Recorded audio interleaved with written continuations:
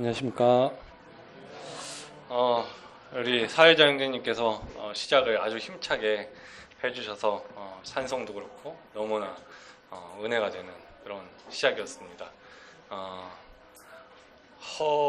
무슨 영인과 같다 그랬는데 성령이 충만한 형제들은 참 우리 모임의 아멘 이게 소리가 좀 작은 것 같아요. 근데 항상 아멘이 흘러 넘치고 또 크게 외치시고 찬양도 그렇고 크게 좀 외치셨으면 더 교회가 활기 있고 더 좋지 않을까 이런 생각을 해봅니다. 안녕하십니까. 저는 말씀드렸다시피 윤경경 형제님이 아니라 이은총 형제입니다. 제가 아침에 와가지고 현수막이 달려있는 거 보고 깜짝 놀랐어요. 왜 벌써 다른 오셨을까? 나 말씀 이제 끝나고 다들 다니면 얼마나 좋았을까? 괜히 부담스럽잖아요. 뒤에 현수막이 달려 있는 적이 처음이어서 괜히 부담스러워요. 누구 생각인지 나중에 알려주셨으면 감사하겠습니다. 참 올해는 무더위가 참 길었습니다.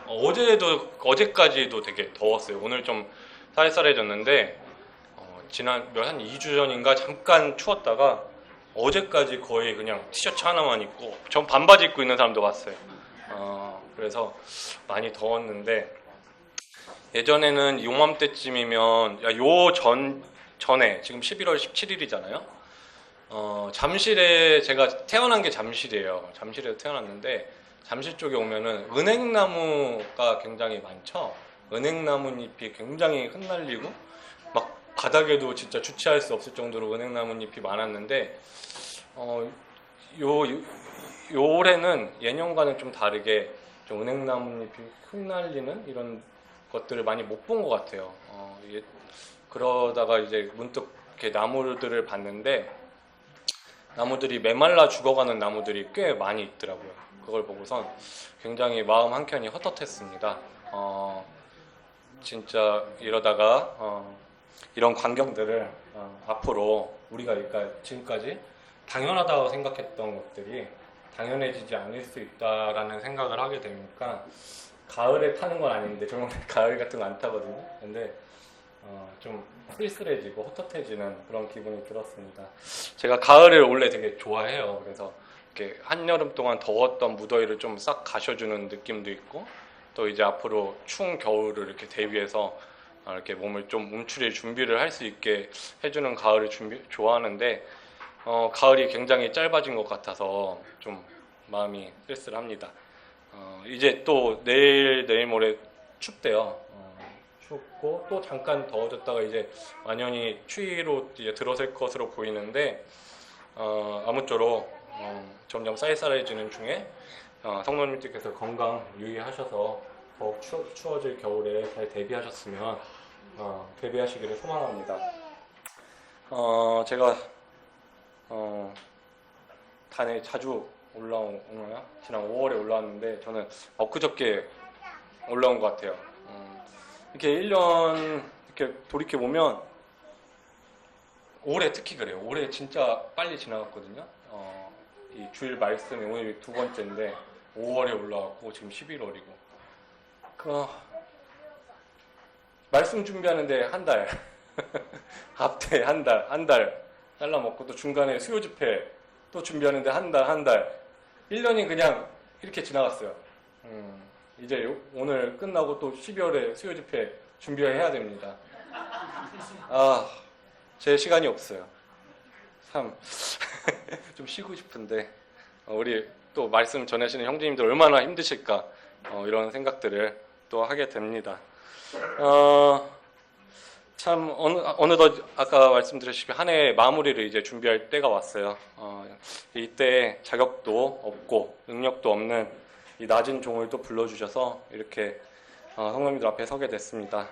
사실 복음에 대한 간증과 교제를 준비해 달라고 하셔서 기도를 하면서 준비를 하긴 했지만 제가 복음이나 전도의 은사가 부족한 형제고 말씀으로도 영적으로도 참 기초적인 지식이나 수준밖에 되지 않습니다.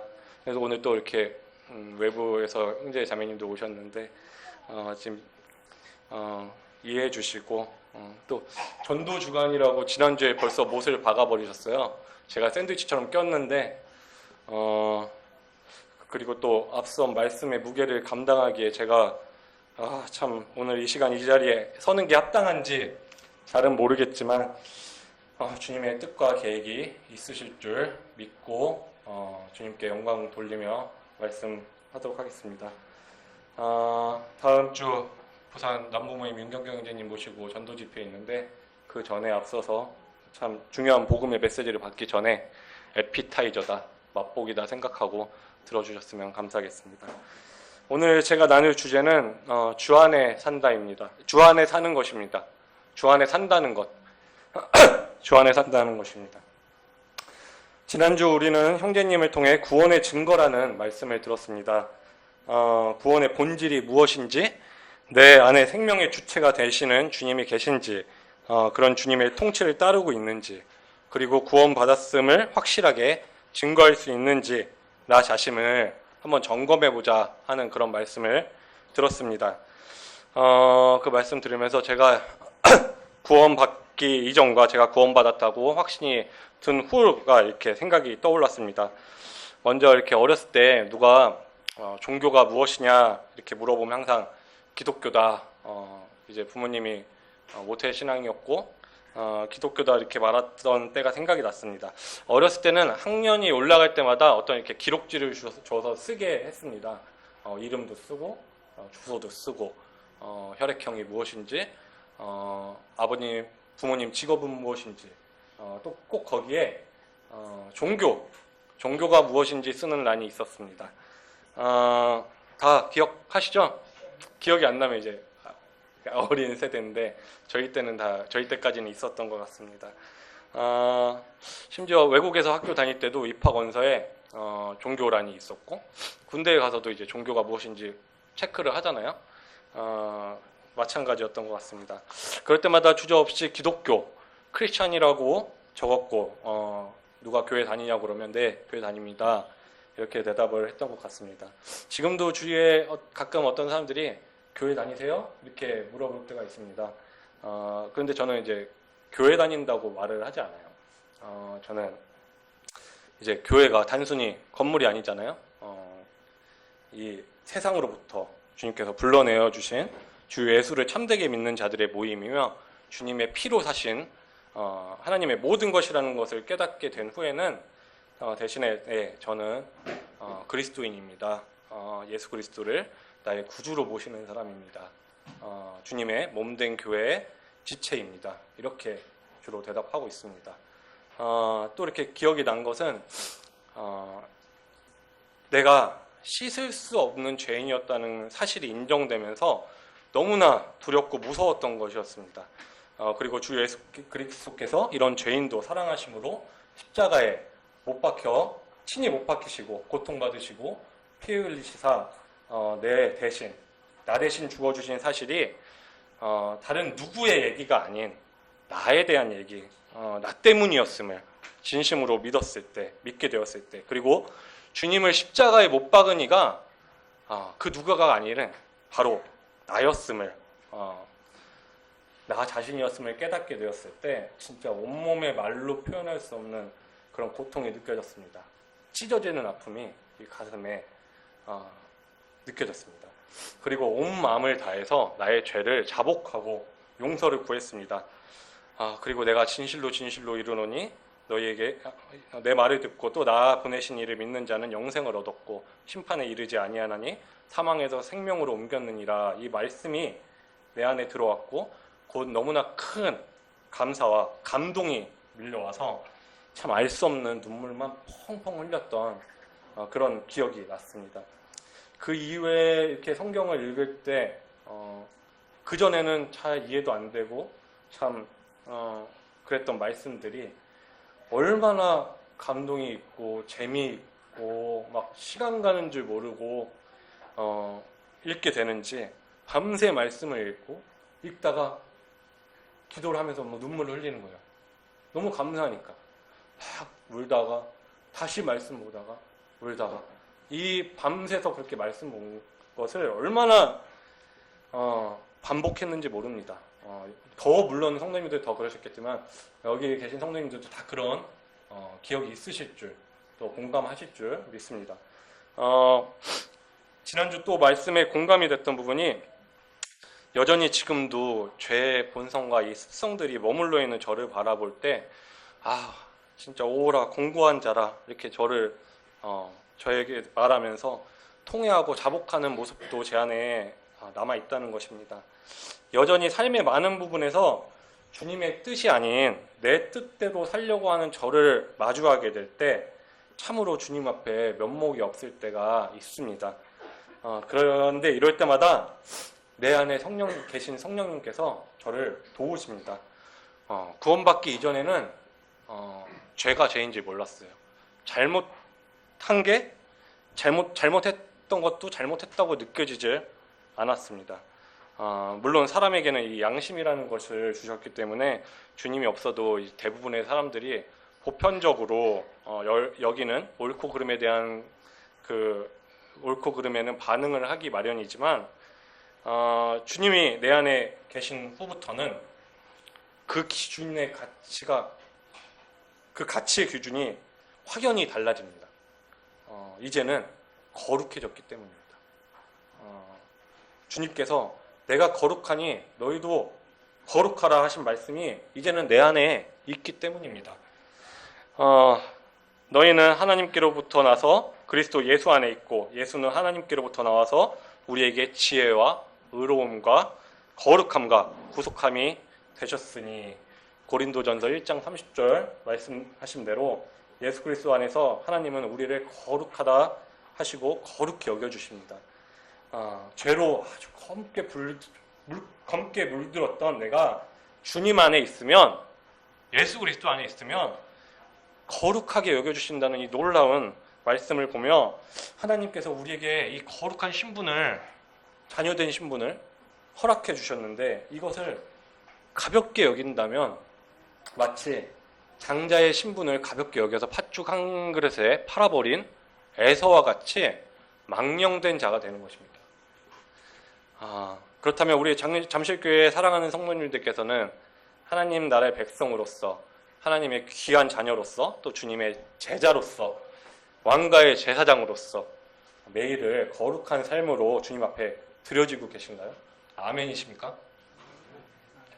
아멘! 아까 그렇게 사회정의자님께서 교육하시거든요. 주님께서는 이 벌레와 구더기와 같던 죄인인 나, 그 죄인 중에서도 아주 완악하고 아주 죄인 중에 최고의 죄인이었던, 괴수였던 이 나를 위해서 도살장에 끌려가는 양과 같이 군병들에게 끌려가셨어요. 채찍에 맞으시고 온갖 고초와 수모를 다 견디셨습니다. 그리고 양옆에 죄인들과 함께 저주의 십자가에 못이 박혀 매달리셨습니다. 죄가 있으셨을까요? 죄가 없으셨기 때문입니다. 죄가 전혀 없으셨기 때문에 그분만이 우리의 죄를 짊어지실 수 있었던 겁니다. 죄가 없으셨기 때문에. 주님께서 힘이 없으셔서 그 가혹한 형벌을 당하셨을까요? 주님은 천지 만물을 지으신 분입니다. 주님께서는 그 누구보다 능력이 있으신 분이십니다. 주님께서는 버릴 권세도 다시 얻을 권세도 있으신 분이셨지만 오직 하나님의 우리를 향한 그 사랑을 확증하시기 위해서 아버지의 뜻에 따라 온전히 순종하셨던 것입니다. 이것이 주님의 은혜이고 이것이 우리에게 값없이 베풀어 주신 주님의 선물인 것입니다. 이것이 복음이에요. 그렇다면 주님께서는 무슨 대가를 바라고 이런 희생을 감당하셨을까요? 대체 무엇 때문에 우리 같은 죄인을 위해서 십자가에 달려 죽으시기까지 해서 자신을 내어주신 것일까요? 주님께서는 오직 나를 얻기 위해서 돌아가신 거예요. 오직 나를 얻기 위해서 십자가에 매달리신 거예요. 오직 나를 다시 찾기 위해서 아버지로부터 그리고 세상으로부터 버림받으셨던 것입니다. 이렇게 주님의 은혜와 사랑을 깨닫고 믿어져서 그 감격함으로 내가 그리스도와 함께 십자가에 못 박혔나니 그런즉 이제는 내가 산 것이 아니요 오직 내 안에 그리스도께서 사신 것이라. 이제 내가 육체 가운데 사는 것은 나를 사랑하사 나를 위하여 자기 몸을 버리신 하나님의 아들을 믿는 믿음 안에서 사는 것이라.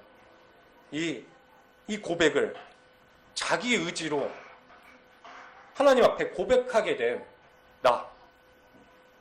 나 형제님들, 자매님들 모여서 각각의 지체로서 지금 여기 주님의 머리 되신 교회가 된 것이 아니겠습니까? 저도 이렇게 감격스러운데 하나님께서는 얼마나 감격스러우실까요? 잠언에 하나님께서는 나를 사랑하는 자들이 나의 사랑을 입으며 나를 간절히 찾는 자가 나를 만날 것이다 이렇게 말씀하셨어요. 이런 것처럼 하나님을 간절히 찾고 하나님을 간절히 사랑하는 우리 잠실모임의 귀하신 성도님들이, 또 청년들이, 또 학생들이, 또 우리 주일학교 아이들이 이렇게 주일마다 또 때마다 모여서 주님을 찬양하고 예배하고 교제하는 이 모습들을 보시고 계세요. 그 모습을 보시면 분명히 뿌듯하고 너무나 기뻐하실 줄 믿어 의심치 않습니다. 이전에 나는 죽었고 이제 내가 사는 것은 내 안에 생명의 주체이시며 내 삶의 주인 되신 그리스도 곧 성령님께서 사신다는 이 고백이 그저 고백에 그치는 것이 아니라 주님의 은혜로 구원받아 의의 종이 된 성도들에게 삶의 방향과 변화와 하나님의 역사가 간증으로 나타나야 되는 것입니다. 말씀 보시겠습니다. 골로새서 2장 6절로 7절 말씀입니다.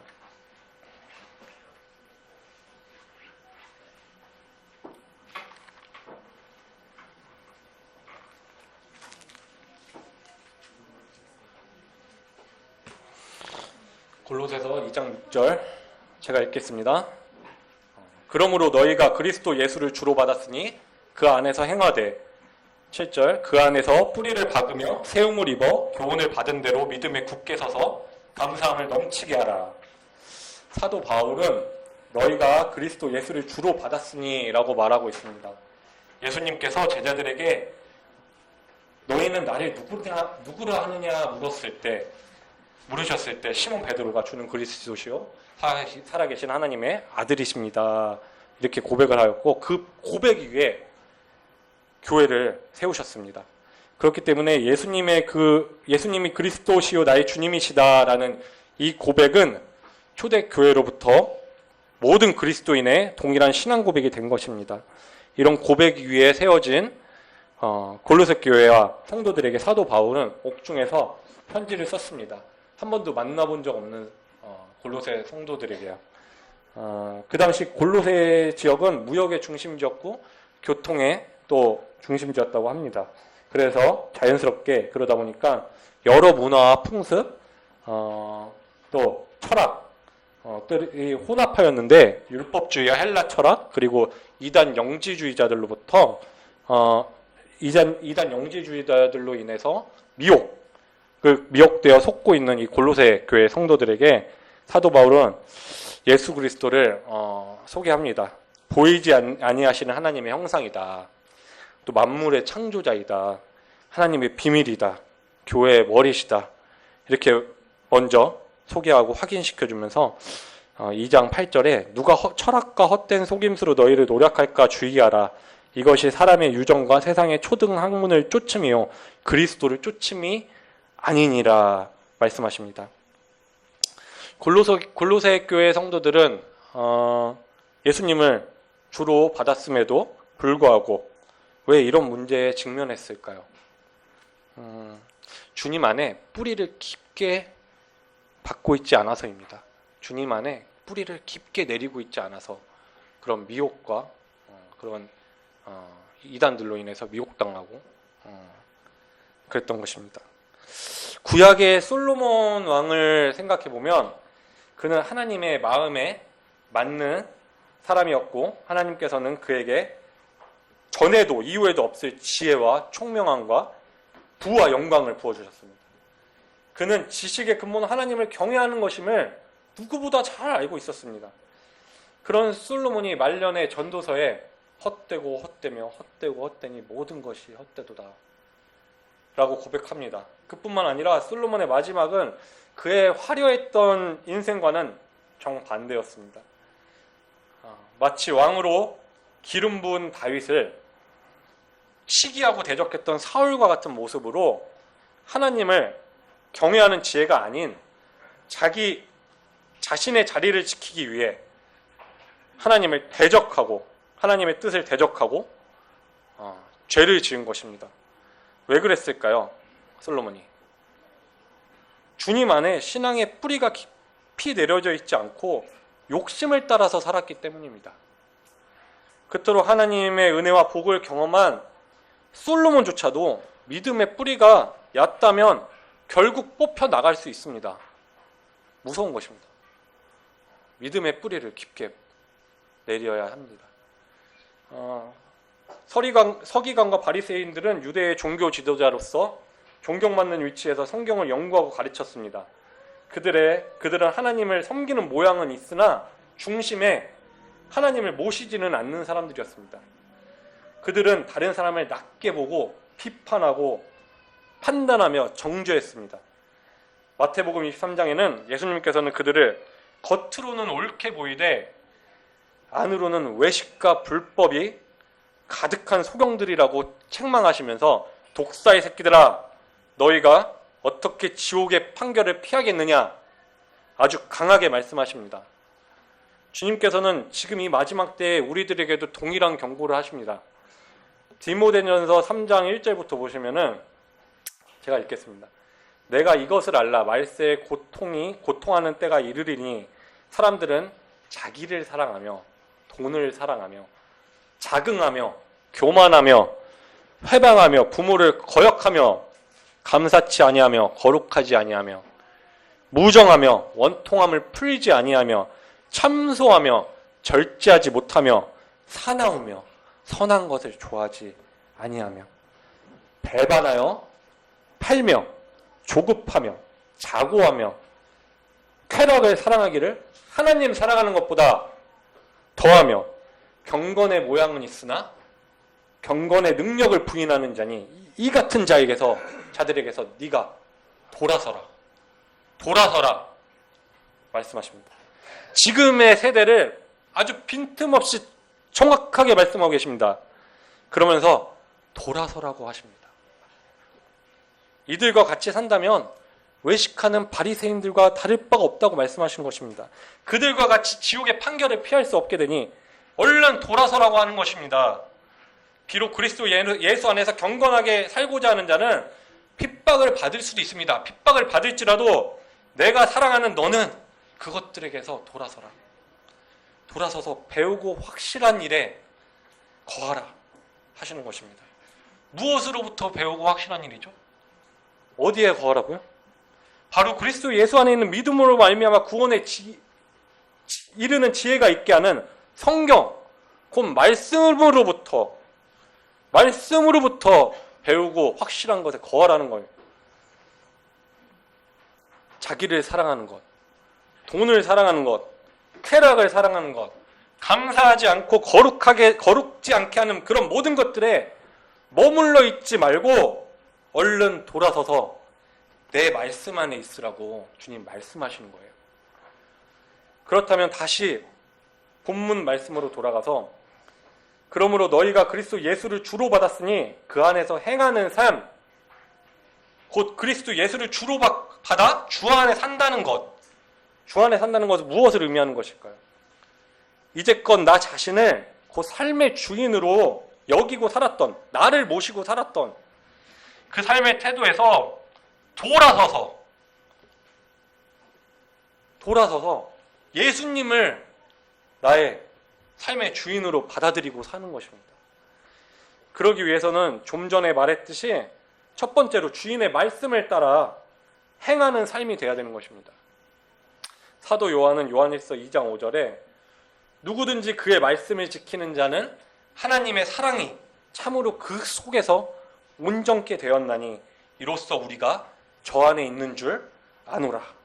저 안에 거한다 하는 자는 그의 행하시는 대로 자기도 행할 것이니 말씀하십니다.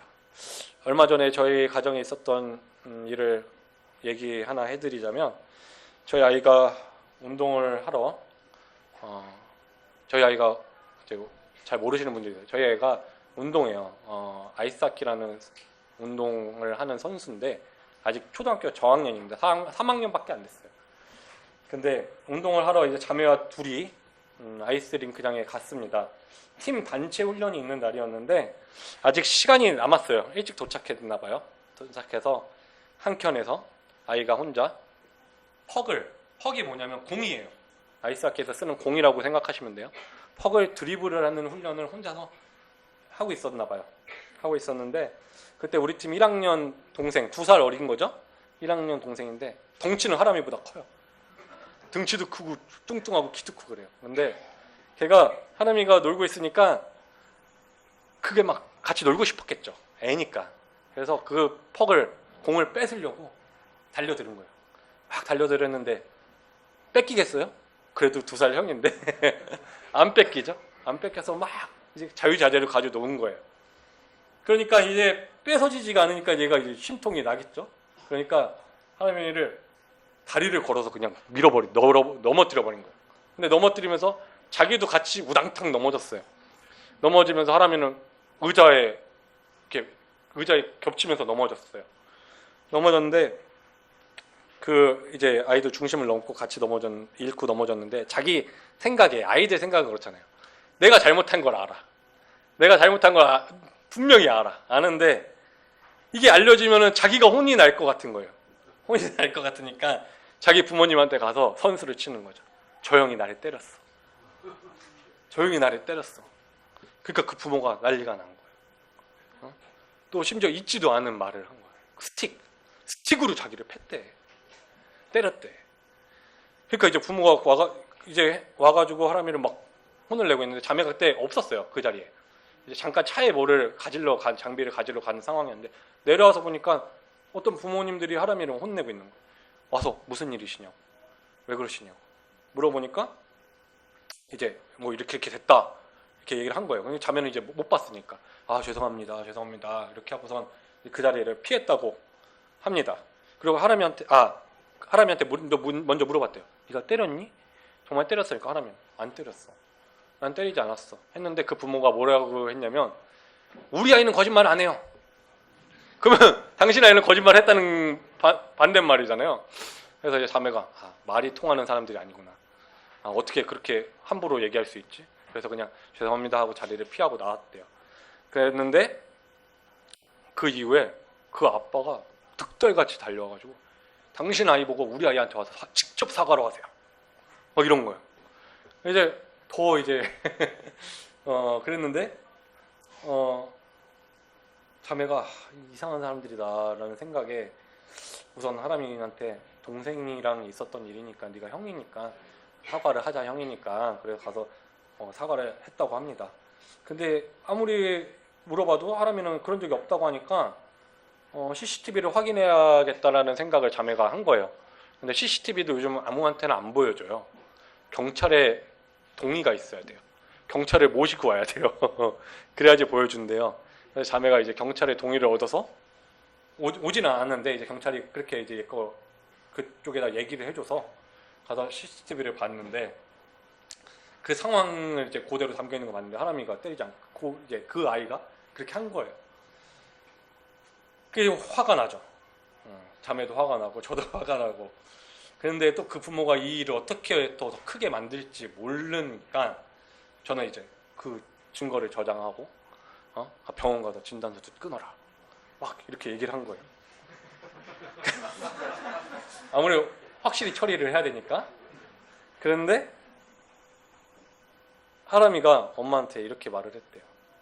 엄마, 하나님께서 아무에게도 악을 악으로 갚지 말고 선으로 악을 이기라고 하셨어. 아멘. 이렇게 말을 했다는 거예요. 그래서 부끄러웠어요. 내가 너무 부끄러운 거예요. 그래서 분이 나서 이 무정함과 원통함을 풀지 못해서 이 세상의 시각으로 이 사건을 바라보고 세상의 방법으로 나는 해결하려고 했는데 아이는 말씀으로 자기의 마음을 다스리는구나 이 생각하니 너무 부끄러워졌어요. 그래서 부끄러우면 어떻게 해요? 기도해야 돼요.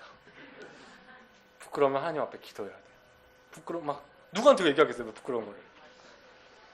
주님 부끄럽습니다. 참 이렇게 기도로 구했을 때 주님께서 베드로전서 3장 9절의 말씀을 저한테 주셨어요. 한번 보실까요? 베드로전서 3장 9절. 9절부터인데 15절까지. 제가 읽겠습니다. 악을 악으로 욕을 욕으로 갚지 말고 도리어 복을 빌다. 이를 위하여 너희가 부르심을 입었으니 이는 복을 유업으로 받게 하려 하심이라. 그러므로 생명을 사랑하고 좋은 날 보기를 원하는 자는 혀를 금하여 악한 말을 그치며 그 입술로 괴유를 말하지 말고 악에서 떠나 선을 행하며 화평을 구하여 이를 쫓으라. 주의 눈은 의인을 향하시고 그의 귀는 저의 간구에 기울이시되 주의 낯은 악행하는 자들을 향하시느니라 하였느니라. 또 너희가 열심으로 선을 행하면 누가 너희를 헤아리요. 그러나 의를 위하여 고난을 받으면 복 있는 자니 저희의 두려움을 두려워 말며 소동치 말고 너희 마음에 그리스도를 주로 삼아 거룩하게 하고 너희 속에 있는 소망에 관한 이유를 묻는 자에게는 대답할 것을 항상 예비하되 온유와 두려움으로 하고. 이 말씀을 제게 주셨어요. 이 말씀이 제게 임했을 때 그제서야 이제 마음의 평안이 오고 또 이 말씀을 통해서 자매와 또 교제를 나누고 그저 주님께 이 문제를 맡기기로 하고 기도를 하기로 했습니다. 그 부모는 이전에도 그런 일들을 참 많이 만들었다고 그래요. 같은 팀에서도. 다른 팀끼리는 좀 그렇게 싸운 경우가 좀 있는데 같은 팀에서도 그런 문제를 많이 만들기로 유명한 사람들이었고 그 이후에도 여기저기 이 소문들을 내면서 우리 가정과 하람이를 음해하려는 시도를 하였지만 그 어느 누구도 그 애들의 말을 믿지 않고 오히려 자매와 하람이를 위로해주는 부모님들과 친구들을 보면서 역시 말씀대로 살 때 주님께서 보호하시고 모든 일을 아주 순적하게 인도하셨음을 또 다시 한번 이렇게 경험하게 되었고 주님의 역사를 경험하게 되면서 참 감사가 있었습니다. 형들, 친한 형제, 같이 운동한 형들도 와가지고 하람이한테 하람아 그 형들은 어떻게 아는지 궁금해요. 그 엄마가 어떻게 얘기를 하고 다니는데 그 형들도 와가지고 하람아 나는 너가 그런 애가 아니라는 걸 믿어. 너는 그럴 애가 아니야. 이렇게 얘기해주고 부모님들도 다 그렇게 얘기하고 그 친구는 지금 운동을 못해요. 그 친구네 가정은.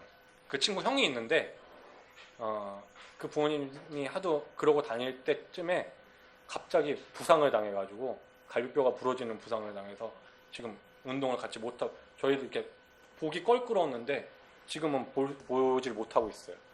근데 참 그런 상태를 보면서 오히려 복을 빌어주고 기도해주고 그런 것이 저희 가정이 해야 될 일이다라고 주님 말씀하셨기 때문에 그렇게 하고 있습니다.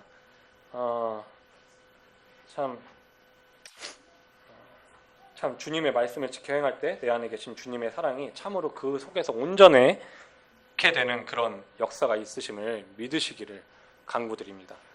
두 번째로 예수 그리스도를 주로 받아 주님 안에 사는 자는 그 안에 아까 말했듯이 뿌리를 내리고 세워져야 돼요. 세워져서 감사하는 삶이 되어야 된다는 것입니다. 모든 종류의 씨앗은 싹이 트면 곧바로 뿌리를 박습니다. 생명이 자라기 위해서는 뿌리가 자라고 아주 깊게 박힐수록 튼튼하게 자랄 수 있기 때문입니다. 뿌리가 깊은 나무는 강한 비바람, 심지어 강한 태풍에도 흔들리지 않고 견고하게 큰 나무를 자랄 수 있는 것입니다. 주님께서는 씨 뿌리는 비유를 통해서 이 길과 돌밭과 가시떨기에 뿌려진 씨앗은 새가 먹거나 가시가 이제 자라나는 걸 방해하거나 싹이 나더라도 얕은데 뿌려진 뿌리를 깊게 내리지 못해 그 나무는 새싹은 타 말라버렸기 때문에 충분히 자라지 못한다 이렇게 말씀하십니다. 열매를 맺지 못한다 말씀하십니다. 반면에 좋은 땅에 뿌려져서 좋은 땅에 떨어진 씨앗이 뿌리를 깊게 박으면 30배, 60배, 100배의 결실을 열매를 맺을 수 있다고 말씀하십니다.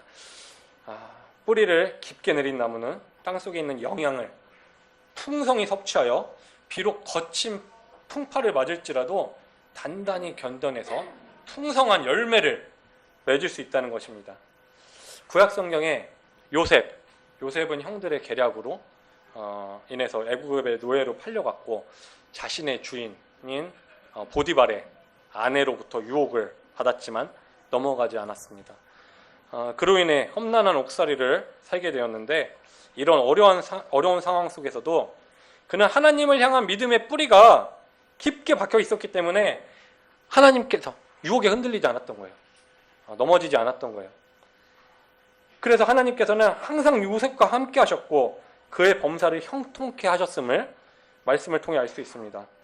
다윗은 대적들로부터 항상 목숨을 잃을 위기에 처했었지만 어떤 상황에서도 하나님만을 바라보며 뿌리 깊은 신앙으로 승리했고 하나님 마음에 합한 자라는 칭함을 받습니다. 뿌리 깊은 믿음을 가졌던 다니엘 어떤가요? 다니엘은 하나님을 경배하지 말라는 하나님 그 왕의 명령이 있었지만 그 명령에도 아랑곳하지 않고 항상 그래왔듯이 항상 그전에도 그래왔듯이 예루살렘을 향해서 하루에 3번 하나님을 향해 무릎을 꿇고 기도하며 감사를 드렸습니다. 결국 그래서 어떻게 됐어요? 사자굴에 던져졌어요. 사자굴에 던져졌지만 다니엘은 구원하시는 하나님의 또 역사를 체험하게 됩니다. 이처럼 주님 안에서 그 뿌리가 굳건한 사람들은 세상에게 쉽게 흔들리지 않을 뿐더러 세움을 입어 교훈을 받은 대로 믿음에 굳게 서서 감사함을 넘치게 할 수 있게 됨을 말씀을 통해 알 수 있습니다. 또 저희 간증을 또 하자면 자꾸 아이에 대해서 간증을 하는데 제 생활이 좀 단순해서 그래요. 지난 8월 아이가 중국에서 열리는 국제대회에 참가를 해서 따라갔다 왔습니다. 이 두 번째로 베이징에 방문했는데요. 처음에 갔을 때보다 너무나 두 번째는 너무너무 힘들었어요. 너무 힘들었고 대회 일정이 이렇게 빡빡했던 것도 힘들었던 이유 중에 하나지만 대회를 치르는 동안 감독, 코치 그리고 그 외에 부모님들과 같이 생활을 해야 돼요. 같이 동행을 하고요. 같이 지낼 수밖에 없는데 제가 이전에도 말씀드렸지만 간증한 적이 있는데 이 안에는 정말 극도의 이기주의와 질투와 위선과 분열이 있어요. 엘리트 스포츠는 다 그런데요. 축구, 농구, 야구 다 예외할 거 없이 다 그런 험난한 일들이 있습니다. 그 안에는. 왜 그럴까요? 모두 자기 자식만 위해서 그래요. 내 새끼만 위해서. 다들 배려 이런 거 없어요. 남을 배려해? 그런 건 사치라고 생각해요. 그 시간에 내 새끼가 조금이라도 잘나기를 원하니까. 교회 안에도 있어요. 그런 거 있을 수 있어요. 근데 그것들을 부모들이, 코치들이, 감독들이 아이들에게 똑같이 가르치고 강요하고 그런 모습들을 보게 됐어요. 자기들이 갖고 있는 것들을 아이들한테 똑같이 요구해요. 근데 저와 자매는 주 안에 있는 그리스도인이에요. 주님 안에 살고 있잖아요. 주님 내 안에 계시잖아요. 그들과 똑같은 사람이 될 수 없어요. 그렇기 때문에 말씀을 따라 아이를 양육하는 그리스도인으로서 너무나 큰 괴리감과 이질감을 느끼게 되는 거예요. 그거를 어쩌다가 이렇게 하루 가가지고 잠깐 몇 시간 훈련할 때랑 틀려요. 같이 생활을 하니까 그 공동체 안에 있잖아요. 교회 안에 있을 때 마음이 편하시죠? 주님 안에 있을 때 마음이 편하시잖아요. 우리 이렇게 모여있을 때는 마음이 너무 편하잖아요. 믿지 않는 사람들과 같이 있으면 너무 불편해요. 너무 힘들고 너무 도망가고 싶어요. 그래서 그만둬야겠다는 생각을 하고 왔어요. 제가 마지막 날 전날부터 그 생각을 너무나 강하게 해서 자매는 제 눈치만 보고 심지어 거기 있는 뭐 부모님들이랑 감독 코치도 저는 다시 볼 사람들이 아니야. 이 생각으로 그냥 화난 사람처럼 있다 왔어요. 이제 그러니까 다 내 눈치를 보지. 왜 아버님 뭐 기분이 안 좋으신가 봐. 상관없어요 저는. 근데 그게 돌아왔는데 결국 하나님의 팀이 우승을 했어요. 되게 힘든 대회였고 되게 어렵게 우승했어요. 우승했는데 이 초등학교 저학년 대회는 이례적으로 상금이 있었어요. 상금을 300만 원어치를 타왔어요. 그래서 개인당 인분을 하니까 20만 원 정도를 분배받게 되었다고 이제 돌아와서 감독님한테 이제 그 연락을 받았어요. 받았는데 어차피 그만둘 거니까 하나만 네가 하고 싶은 대로 해. 너 이거 20만 원 네 거야. 네가 처음으로 학기로 번 돈이고 마지막으로 번 돈이야. 이거 네가 원하는 대로 해. 이제 그런 마음으로 얘기를 했죠. 뭐 하고 싶어? 주식을 살까? 근데 아이가 뭐라고 했는지 아세요? 당연히 하나님께 다 드려야지. 처음 익은 열매의 첫 것은 하나님께 드리라고 하셨어. 이렇게 대답하는 것을 듣고 또 부끄러워. 이번에는 부끄러운 것을 넘어서 뒤통수를 맞은 것 같아요. 운전하고 있었거든요. 뒤통수를 누가 때리는 것 같았어요. 그 눈물이 나더라고 진짜. 아, 여기에도 하나님의 계획이 있으셨구나. 이 일을 이루시고 아이의 믿음의 뿌리를 더 깊게 내리시기 위해서, 또 세워주시기 위해서 하나님이 준비하시고 이렇게 진행하셨던 것이구나. 그리고 이것들로 통해서 나에게 도전이 되게 하려 하셨구나.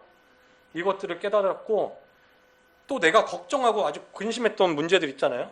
세상의 문제들, 세상의 관점으로 바라봤을 때 그 문제들도 주님께서 말씀해 주셨어요. 잠언의 말씀으로 근신이 너를 지키며 명철이 너를 보호하며 악한 자의 길과 폐역을 말하는 자에게서 건져내리라. 저에게 분명히 말씀해 주심으로 걱정 마라. 네가 걱정하는 거 걱정하지 마. 내가 네 아이 그렇게 키우지 않을 거야. 네 아이 그렇게 냅두지 않을 거야. 하나님이 그들과 같지 않게 할 거야. 나한테 맡겨. 주님께서 그렇게 말씀하시는 걸 듣고 제가 마음이 화가 나고 막 그랬던 마음이 풀어지고, 그 하나님한테 막 엄청 슬퍼했어요. 이제 내가 그만두라고 하니까, 다시는 안 시킨다고 하니까 엄청 슬퍼하고 있었는데, 그래도 네가 하고 싶은 만큼 우선 올해까지는 해보자. 아빠가 그렇게 갑자기 그렇게 말한 거는 아빠가 잘못했다. 미안하다. 이렇게 너의 기분도 있고 너의 생각도 있을 텐데, 그러면서 고민해보고 하는 시간을 가져보자. 이런 얘기를 해서 이제 마무리가 됐고요. 시간이 조금 이제 없는데 조금만 더 하겠습니다. 마지막으로 우리는 이 모든 것 위에 사랑을 더하는 삶이 되어야 한다는 것입니다. 사도 바울은 3장 14절에, 골로새서 3장 14절에 이 모든 것 위에 사랑을 더하라. 이는 온전하게 매는 띠니라. 이렇게 말씀하십니다. 주님은 사랑이십니다. 주님이 내 안에 계시다는 것은 내 안에 그 사랑이 있다는 것입니다. 고린도전서 13장 사랑장에 보시면 모든 지식과 모든 믿음이 있어도 사랑이 없으면 아무것도 아니라고 하십니다. 또 내가 모든 것을 내어줄 수 있어도, 내어줄지라도 사랑이 없으면 유익이 없다고 하십니다.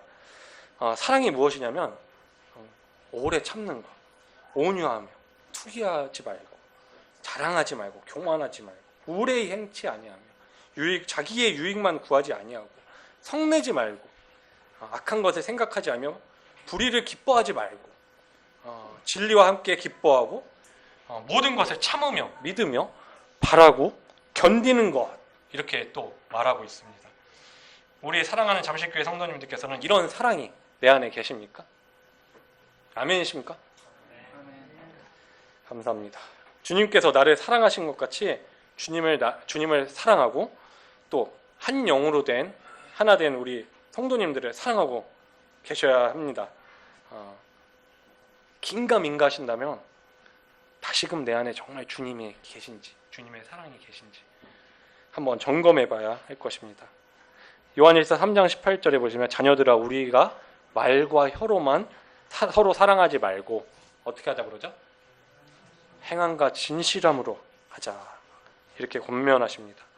정말 행함과 진실함으로 서로 사랑할 때 건강한 교회, 주님이 기뻐하시는 교회, 될 줄 믿습니다. 우리 잠실 모임에는 주님의 마음과 사랑을 닮아 여러 모양의 본으로 나타나시고 섬기시는 성도님들이 너무 많으셔서 너무나 감사가 되고 또 감사가 됩니다. 그에 비해 저는 사랑이 많이 부족한 또 형제라서 또 죄송하다는 또 말씀을 또 드리고 싶습니다. 10년 전쯤에 제가 쇼크가 한번 와가지고 병원에 실려가서 꽤 오랜 시간 3, 4주를 한양대 병원에 이제 입원을 한 적이 있습니다. 그때 교회 성도님들이 저를 방문해 주셨어요. 병문안을 와주셨어요. 그때가 기억이 나요. 와주신 분들 계시죠? 기억나시는 분들 계시죠? 형제님들 계신데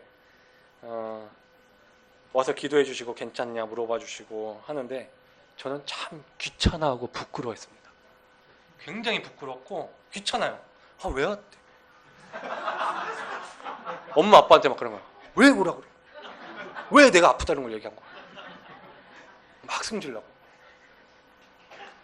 제가 그때 주님 만나기 전이었죠.